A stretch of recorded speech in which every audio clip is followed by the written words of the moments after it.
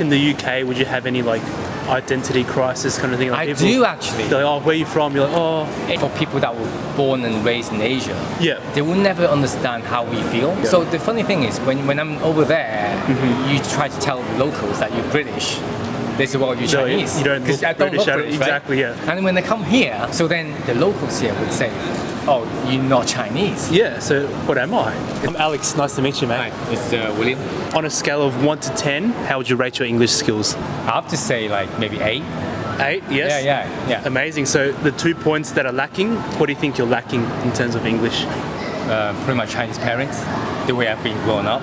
Yep. I was raised in the UK, so Oh, there you go. I was actually born there, but There you go. you know, at home, we had to speak Cantonese. So yeah, that's why I wouldn't say that I am native, but I'm not fully native. You know what I mean? Yeah, but at least you get the diversity. Yeah, You definitely. get Cantonese and Yeah, English. I sure. think it's an advantage, I think. Yeah, So you grew up in the UK and I was born there, yep, so I spent my first 14 months in the UK.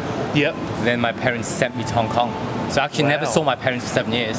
Oh wow. And I was living with my grandma Yep. in Hong Kong, where I picked up Cantonese. Yep. Okay. Then I was moved back to the UK when I was 8. Yep. Back in the UK, yep. And then I just studied in the UK until basically I went to university. Yep. Oh, there you go. Yeah. And now you're back in Shanghai for work, or? Well, it's a strange one because actually Yeah. I left for university. I left home for university, Yes. and then my first job was with a fashion brand actually. Yeah. Okay. I can see you're very fashionable. Yep. Thank you. Yeah. And then in 2012 they moved me to Shanghai.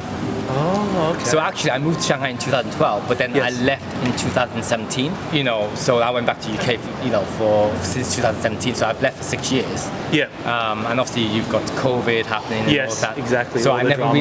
I never really bothered coming back. Yeah. Okay. And then obviously now COVID is behind us. Yes, it's all. So work have asked me if I would like to come back. So I'm probably going to be back and forth. Back and forth. Yeah, I find it really interesting because of, I'm Chinese. Yes, exactly. Right? Yeah. This is my home in a way, right? Yes, it's your But- origin. Yeah, origin. Well, my parents' origin. Obviously, my parents from, I say they're from Hong Kong, but actually my father was born in Guangzhou. Yeah, Guangzhou. Yeah. So really, we are Chinese. exactly. So, so for me, I think coming back here is always feels like home. Back to your roots, kind of. Back to my roots, and Yeah. and that's why I took on the job in the first place in 2012. Yeah. I wanted to come back and see what my heritage was, and I want to learn more about Exactly. Chinese. Yeah. And I picked up Mandarin, so now I speak. Yeah. I wouldn't say my Mandarin level is definitely not 8. My Mandarin level is probably about 5. So English is better than your Mandarin. yeah. Cantonese I'm good. Yes. But Mandarin, I would say I'm like 5 to 6. Yeah. Exactly. Back in the UK, would you have any like identity crisis kind of thing? Like I people- do actually. They're like, oh, where are you from? You're like, oh, don't know how to answer I that. think that's the I think for people that were born and raised in Asia, Yeah. they will never understand how we feel Exactly. because Yeah. I mean I was born in the UK, in the 70s. I'm almost 50 by the way. Wow, you look super young. I'm like 49. That's crazy. But in the 70s and 80s, it was really racist. So actually, we get a lot of abuse from white kids. Yeah. But my dad just said keep your head down and just get along with it. Work, So yeah. so the funny thing is when I'm over there, you try to tell the locals that you're British. They say, well, you're No, Chinese. you don't 'Cause look I don't British look at it. British, right? Exactly, yeah. And when they come here, it was really funny because my Mandarin isn't perfect. Yes. So then the locals here would say, oh, you're not Chinese. Yeah. So what am I?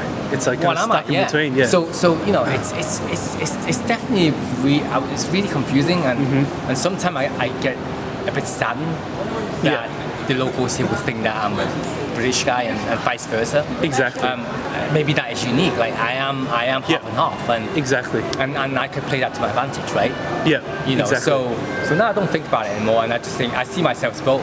Yeah. Like it just if you want to think that I'm Chinese or or British is entirely up to you. Yeah.